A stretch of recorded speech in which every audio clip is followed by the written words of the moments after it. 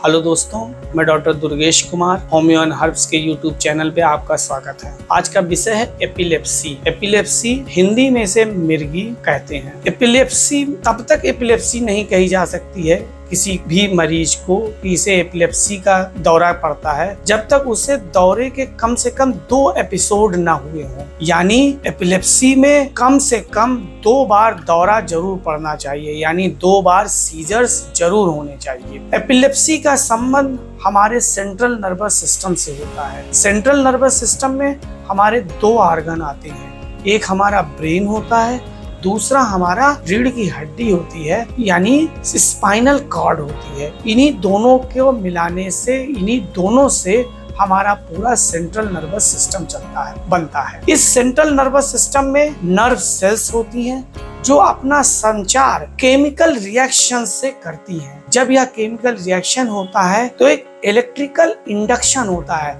यानी एक तरंग पैदा होती है। यह तरंग किसी भी निर्देश को बॉडी के किसी पार्ट्स तक पहुंचाने में, उसको रिसीव करने में या उन्हें एक्शन लेने में हेल्प करती है।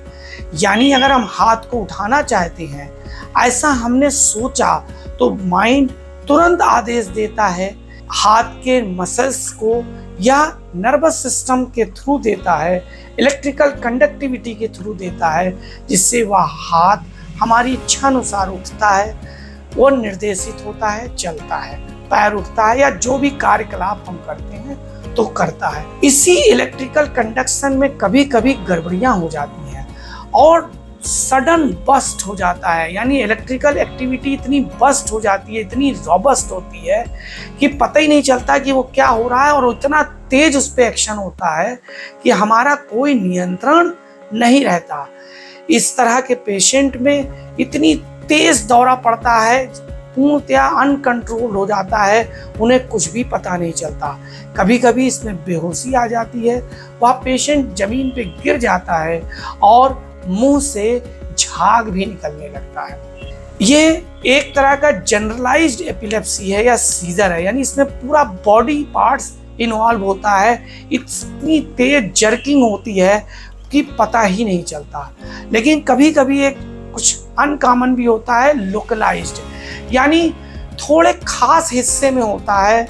यानी मरीज बैठा हुआ है, वो एकदम एकटकी देखता रहता है और आंखें फ्लिकरिंग करती रहती हैं, आंखों के पलकें हल्की फ्लिकरिंग करती रहती हैं और कुछ सेकंड्स के लिए होता है, उसके बाद उसे पता भी नहीं चलता कि हमको कुछ हुआ भी था, और वह नॉर्मल हो जाता है और वो भूल भी जाता है कि क्या हुआ था। उसको लोग बताते हैं कि ऐसी ऐसी बात हुई थी। ये हो गई एपिलेप्सी के सिम्टम्स। एपिलेप्सी होती क्यों है, इसका एग्जैक्ट कारण आज तक नोन नहीं है।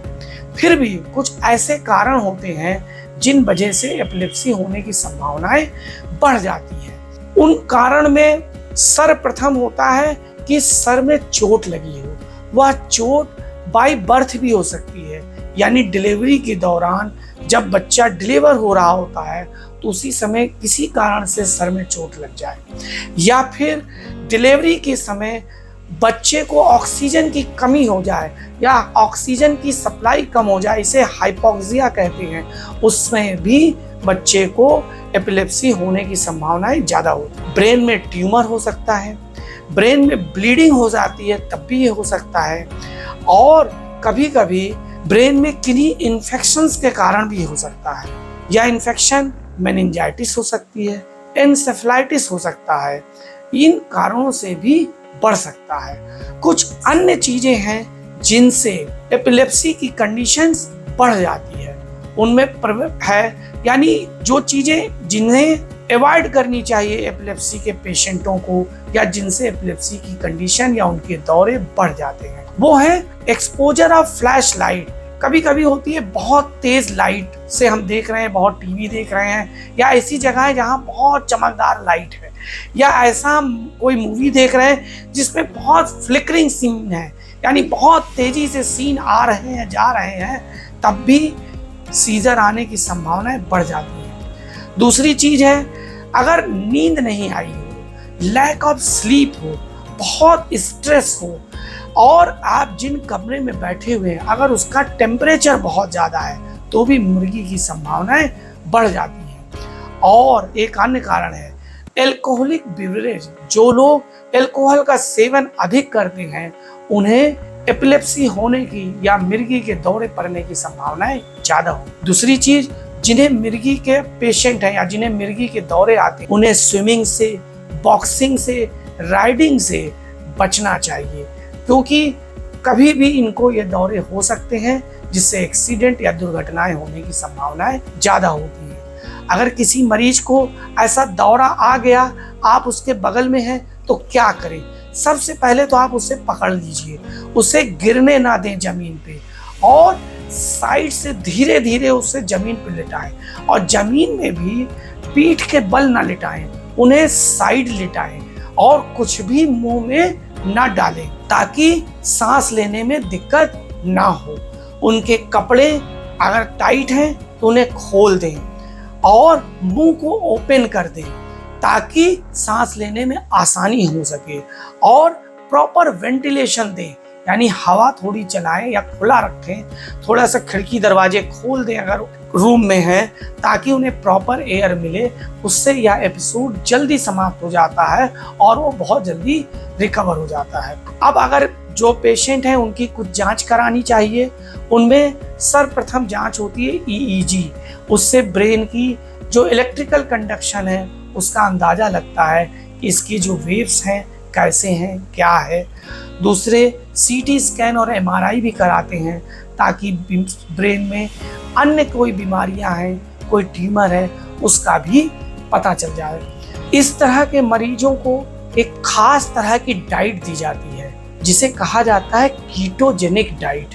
यह डाइट आम डाइट से बिल्कुल उलट होती है। इस तरह की डाइट में, यानी ऐसे पेशेंटों के डाइट में हाई अमाउंट में फैट होना चाहिए, लो टू मॉडरेट प्रोटीन होना चाहिए और बहुत लेस क्वांटिटी में कार्बोहाइड्रेट होना चाहिए। इस तरह की डाइट इस तरह के मरीजों को हेल्पफुल होती है।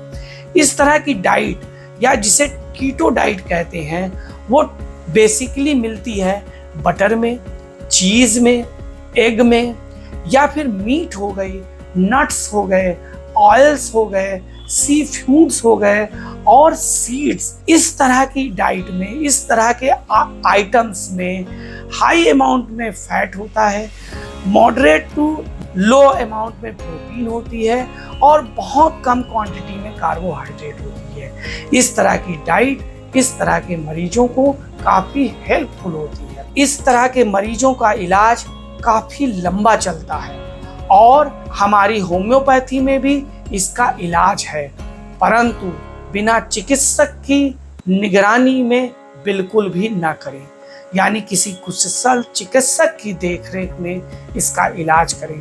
और जो आप अंग्रेजी दवाइयाँ इस्तेमाल कर रहे हैं उसके साथ इसको इंक्लूड करें तो आपको इसके रिजल्ट्स और अच्छे मिलेंगे।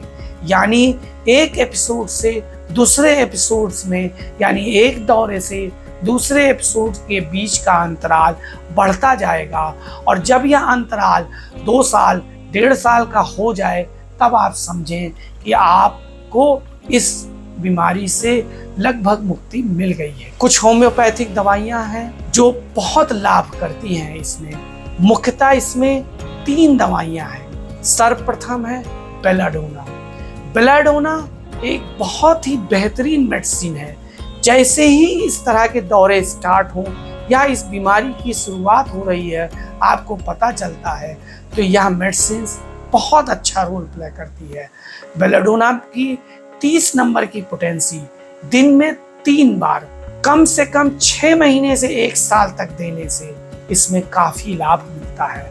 उसी तरह 2 अन्य मेडिसिन भी हैं। एक है सिकुटा विरोसा। यह भी 30 नंबर की पोटेंसी में देने से काफी लाभ मिलता है। 30 नंबर की पोटेंसी में दिन में 3 बार। इस तरह की मरीजों में लोअर पोटेंसी ही इस्तेमाल की जाती है और यह लंबे समय तक इस्तेमाल होती है। इसी में एक कड़ी में एक तीसरी दवाई है कोप्रम मेट। कोप्रम मेट भी 30 नंबर की पोटेंसी में दिन में 3 बार।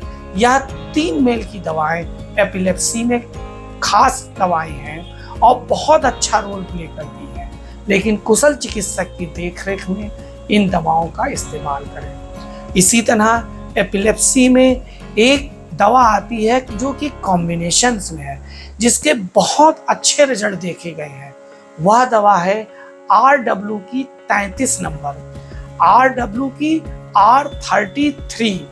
यहाँ 10-10 बूंद दिन में 3 बार 6 महीने से 1 साल तक लगातार इस्तेमाल करने से इस तरह के मरीजों को काफ़ी लाभ मिलता है। यानी एपिलेप्सी में बहुत लाभ मिलता है और कुछ ही दिनों में यह बीमारी पूर्णतया ठीक हो सकती है।